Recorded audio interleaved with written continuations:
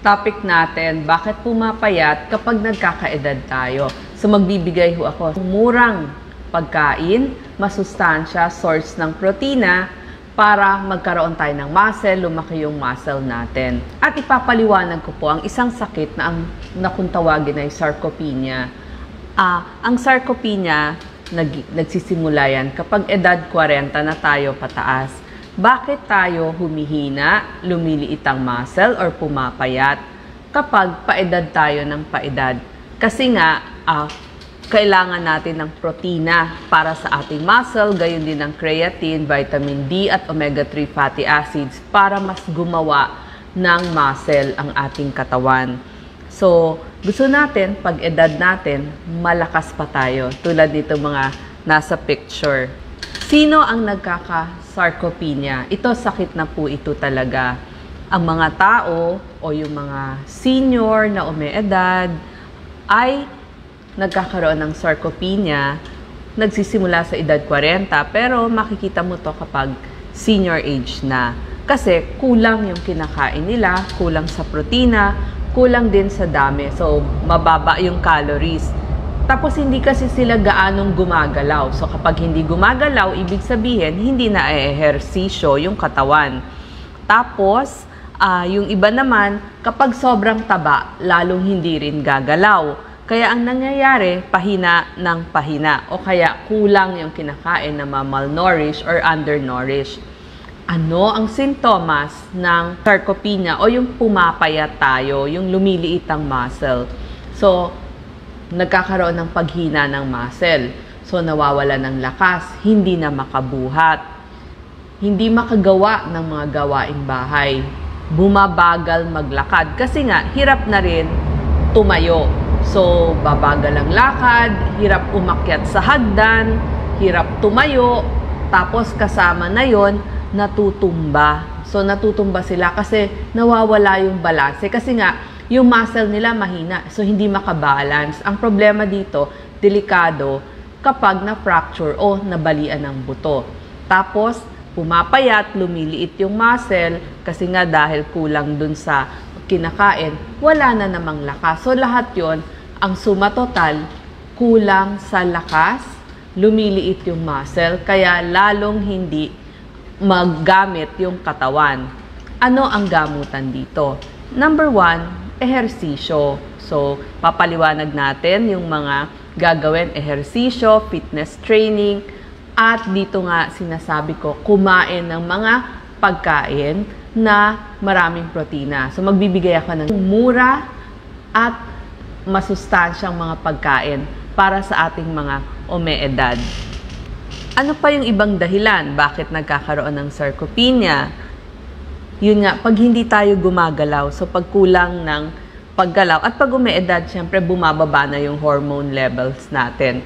Sabi ko, part of this, kakain ng para matugunan, kumain ng masustansya. So, bibigyan ko kayo ng mga tips, ano yung mga pwede ninyong kainin. Ayaw din natin na hindi na nga kayo makagalaw, tapos lalo pang hindi kayo gagalaw. Ang mangyayari, pahina ng pahina ng pahina ang katawan ng umeedad. At pag nagsimula yon, nagkakaroon na ng maraming sakit. Yung sarcopenia, sakit na siya ngayon. Nakita nila sa Singapore, isa sa 3 na nag-senior citizen na ay medyo humihina na. Pag hindi pa senior, nakita nila 1 in 14. Pero kapag senior age na, isa sa 3 senior. So, medyo dumadami ngayon. Kaya, bibigyan ko kayo ng tips ano yung mga kakainin natin. Siyempre, yung abot kaya, yung nabibili sa palengkeng Pilipino. Ito na po yung solusyon natin para mas lumakas yung muscle, tapos yung buto, hindi magka-osteoporosis. Number 1, itlog. Panalo to, ha? Kasi, mura lang to. Power food nga ang tawag sa itlog kasi marami siyang protina. Hindi lang yan, marami pa siyang vitamin B1, B6, at saka B12. So, lahat yan nandun sa iyong itlog. Yan, B12. Tapos, lahat ng kailangan mo. Sabi ko kanina, kailangan natin ng vitamin D, omega-3 fatty acid. Meron siya ha, omega-3 fatty acid, at mga iba't ibang mga nutrisyon. So, ang itlog ninyo, sagana sa mga kailangan natin. Yung mga nutrisyon na kailangan sa paggawa ng muscle, uulitin ko ano po yun. Yung protina, vitamin D at omega-3 fatty acid. Kidney-friendly din ang itlog. So, kung medyo may problema sa kidney, pwede po ito. Number 2 na kailangan natin, mga isda. Kasi yung isda, alam naman natin, may protina, source ng protina. Mayaman pa sa omega-3 fatty acid. At meron din siyang vitamin D para gumawa ng muscle. Yung 3 ulit na kailangan ninyo. Anong example nito? Tilapia, dilis, tuna fresh o kaya delata, okay din ho. Sardinas, pwedeng sariwa, pwedeng delata. Tsaka yung mga kapatid ng mga tuna, sardinas, ito po yung mga hasa-hasa, alumahan, tanigi, tawilis, tamban.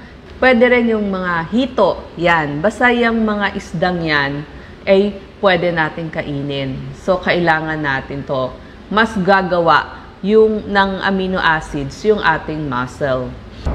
Next, ang pinagkukunan natin yung mga animal source naman ng protein.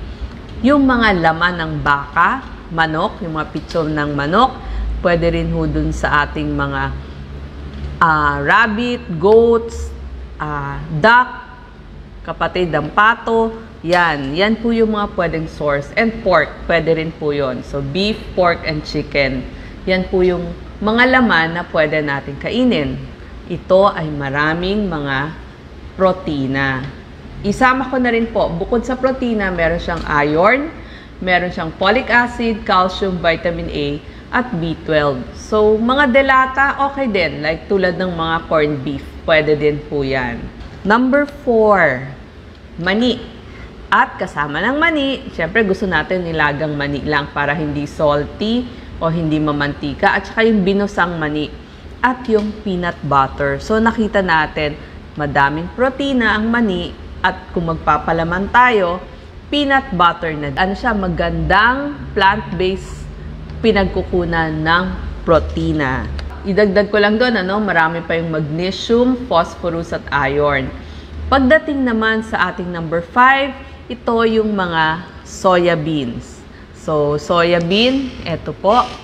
So, itong mga beans, sama natin soya beans, munggo, patani, bataw, sitaw, garbanzo. So, yung ibang mga beans at legumes, yun yung mga nabanggit ko. Yan, mga peas, beans, ulitin ko po, yung mga patani, bataw, sitaw, garbanzos.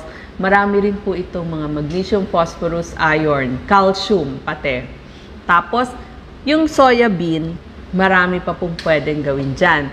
So, pwede yung tokwa, so siya yung tofu, pwedeng taho, o yung mismong soya milk. So, favorite natin ito.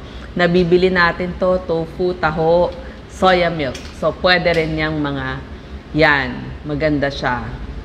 Tapos, ito pong ating soya beans, meron siyang 9 essential amino acids. So, yun po yung magiging protina. Yung amino acid, nagiging protina. At, yun, magbibuild na kayo ng inyong muscles. Tapos, ang next natin, milk. Yung pong mga milk ay gawa sa protina talaga. Casein protein tsaka U protein. So, pwedeng skim milk. Pwede po yung mga special milk para sa ating mga umeedad. Katulad ng birch tree advance. Yan po yung mga milk kasi fortified with vitamin D yan. Tapos, kompleto. Lahat ng kailangan nyo. Calcium, magnesium, phosphorus, vitamin D. Meron lahat yan hanggang sa omega-3 fatty acid. Diba, dun sa ating dapat kinakain, dun sa plato natin, yung healthy plate, laging kasama yung pag-inom ng isang basong gatas. So, isama na ho natin yung ating mga elderly o kahit alam natin, dapat makagawian na natin yung pag-inom ng gatas na nababagay sa atin. So, pwede nga yun dun sa mga special milk na tinatawag yung para sa mga umeedad, gaya nga nung birch tree advance. Kasi, nakita din nila na kapag may vitamin D, mas hindi natutumba yung mga may edad. Kasi yung buto nila, mas hindi nag-osteoporosis. So, ayaw natin na walang laman yung buto. Gusto natin siksik yung buto para hindi magkaroon ng mga fracture. Kasi pag na-fracture, lalong humihina ang ating mga elderly. Oatmeal, pwede itong almusal or merienda, meron din siyang protina. Gulay, syempre gulay, may mga gulay na source of protein, kagaya ng ating mais, ng ating kabute o mushroom. Green peas, marami talaga siyang protina, lalo na yung broccoli. Tapos yung pamilya ng spinach, kangkong, alokbati, pati mga cauliflower. So maraming mga gulay ay source din ng ating protina. Lamang dagat, katulad ng hipon, tapos yung mga ating mga shells, pwede din yan.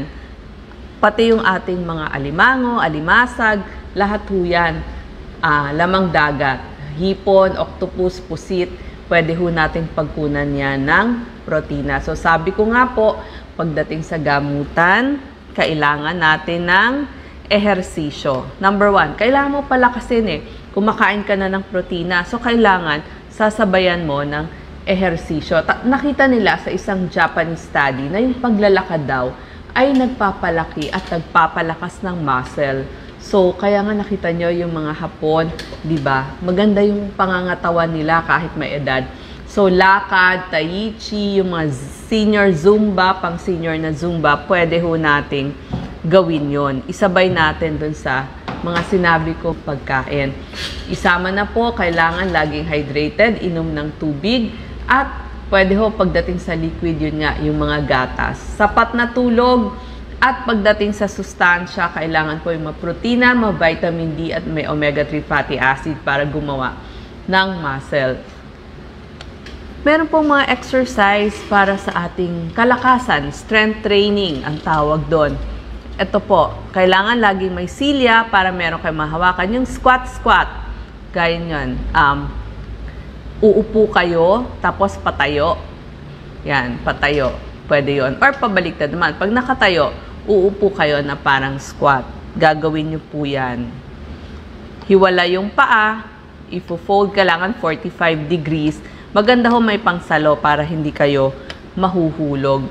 Pati ito, yung mga heel lift, yung itataas ho, yung sakong.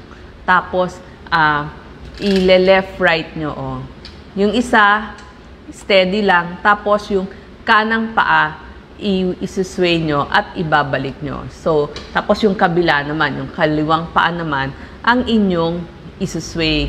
Gawa ho kayo, bilang ho ng 10, 3 set nun. At tig sa 10, kahit 3 times a week minimum. Pero, kung kaya nyo nga na medyo araw-araw, unti-unti, hindi naman kailangang sobra-sobra. At least may ginagawa para lumakas. Tsaka, ang maganda dito, may balance kayo. Ang gusto natin, hindi kayo matumba. Magkaroon ng balanse. Nakita nyo ang ating mga may edad, pwede naman mag-exercise para malakas. So maraming salamat po.